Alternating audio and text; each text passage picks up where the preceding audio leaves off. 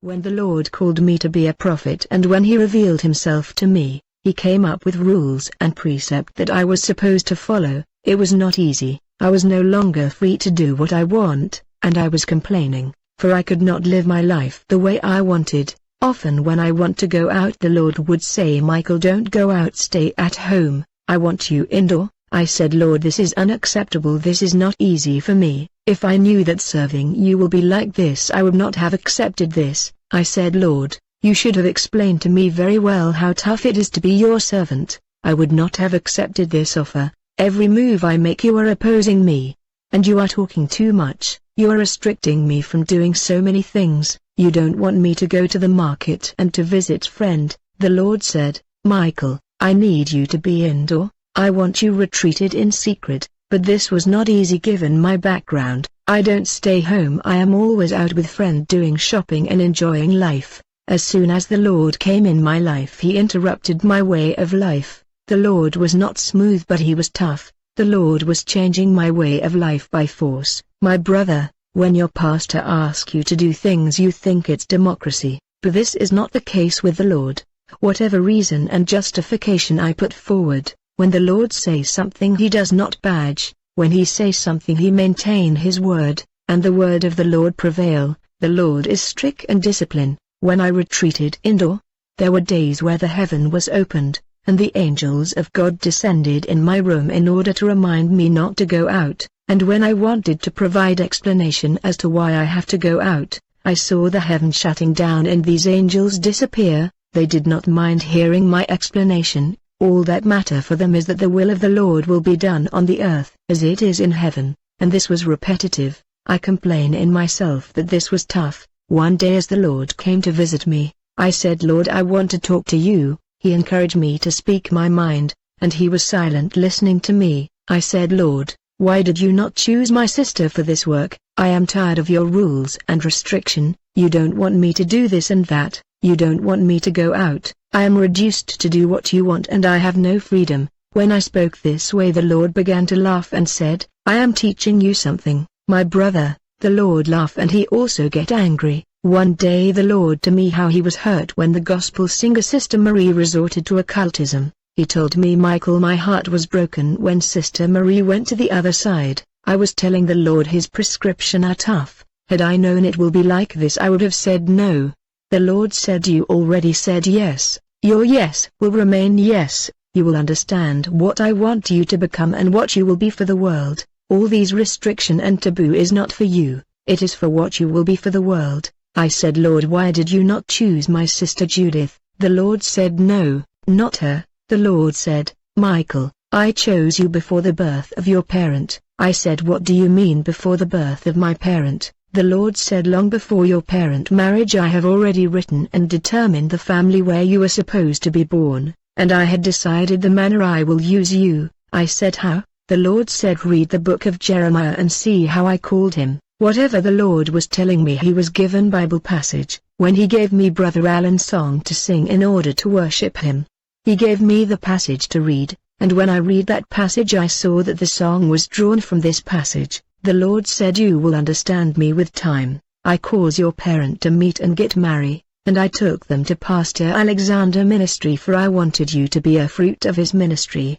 The Lord said, when you read the scripture you will see that there is 9 gifts of the Spirit, but you have received 7 of them. I gave them to you so that the world will get something from you. I gave them not for you but for the world. Your father was supporting my work with money, offering and tithe, as written in Malachi 10. Brother, I remember I was in Angola in the capital Luanda. The Lord sent me to a family that invited me. When I went there to preach the good news, I was dressed in lady pant. I had makeup on my face. I was walking in the street with painted face, false hair and lady pant trousers. Right there in the street, I heard the powerful voice of the Lord, who was laughing and despising me. The Lord said, is this really a pastor with all these makeup and lady pant and false hair? I said in my heart, I am going to preach the gospel, but why is the Lord speaking like this about me? I was curious, but I continue my way. When I got where the Lord sent me, I preached the word to this family. It is when I was leaving the compound of this family,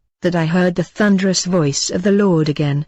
He asked me, What did you preach them? The Lord said, Michael, I am asking you this question for I did not see what you preached them. I said, Lord, you wanted me to come and preach here. Why do you speak like that? The Lord said, I saw nothing and I heard nothing. The Lord said, Michael, with your makeup, outward adornment and appearance, really, how can you really preach my word to this people with these items on your body? Your appearance and dressing itself should be a message. Now with your lady pant and makeup, what did you preach them? You should preach with your outward appearance and then your word. I came to understand that the Lord look at the heart and the outside. It was a mistake to keep saying the Lord only look at the heart. The Lord told me, this is how a person that is preaching others should look like and dressed. The Lord showed me 3 women. The first woman that the Lord showed me was dressed in African loincloth. Another woman was dressed in long robe and shoes. Another woman was in long skirt and blouse.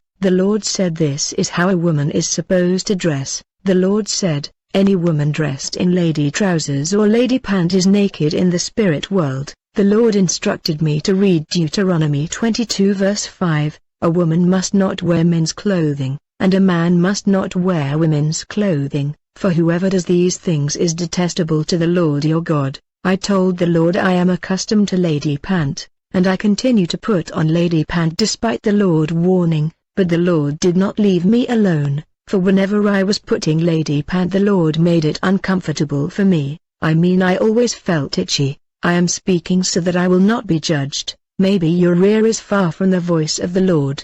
But since mine is closer, I will speak out. God's servant need to wear skirt and robe. You don't need lady pant or trousers. The Lord said, when you are coloring your lip with red lipstick, you are correcting me and telling me I did not make you good enough. Back then I was in Indian wig. I was putting big earring in order to feel that I am something. When the Lord told me to remove these earring, I complained. I said, Lord, can my beauty be remarkable to the people without earring? I am dependent on these things. The Lord said, don't put them, and let's see if you are not beautiful.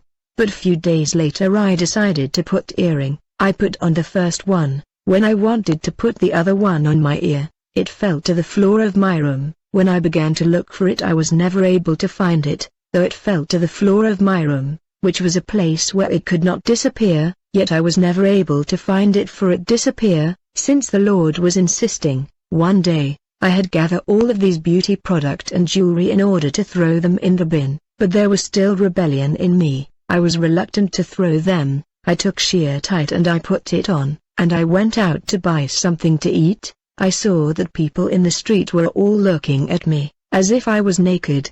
I felt shame and returned quickly back home. The Lord told me that these wig and weaving have spiritual implication, and you must separate from them. The Lord also revealed to me that when we use the things of the world, like beauty product, we end up developing 2 identity in the spirit world. Many women had double identity in the spirit. They are living on the surface of the earth, and they are also living underwater. This is simply because they are attached to the property of the Queen of the Sea. They are failing to separate from wearing wig, eyelash, nail and earring. The Lord showed me a lady walking the street and he said, Michael, look at her. When I look at this lady, I saw that she was walking in the street, but she was also walking in a world that is underwater. Because of the items she was wearing, I understood that she had 2 identity thanks to these property of the enemy. I could see her in the physical and in the marine world. My sister, even these cracked pant and skirt belong to the Queen of the Sea. When you fail to get rid of these items, the enemy has legality over you. The Lord made me understand that fashion and modern dressing is manipulation and witchcraft. Fashion belong to the Queen of the Sea. Fashion items bring demon in our home. The Lord told me, women of the world are correcting me, telling me that I have not made them well. My sister, beauty does not come from beauty product. In the end we will be judged if we fail to submit, for I am talking as a spokesman of the Lord. The Lord instructed me to wear veil and not to put on earring. He gave 1 Corinthians. The Lord showed me that whenever these beauty product are to be put in circulation, and before the woman of the world used them, first and foremost the Queen of the Sea has to use and apply them. In a vision the Lord took me underwater and showed me how they design lipstick. He said, behold, look, this is how they design lipstick before it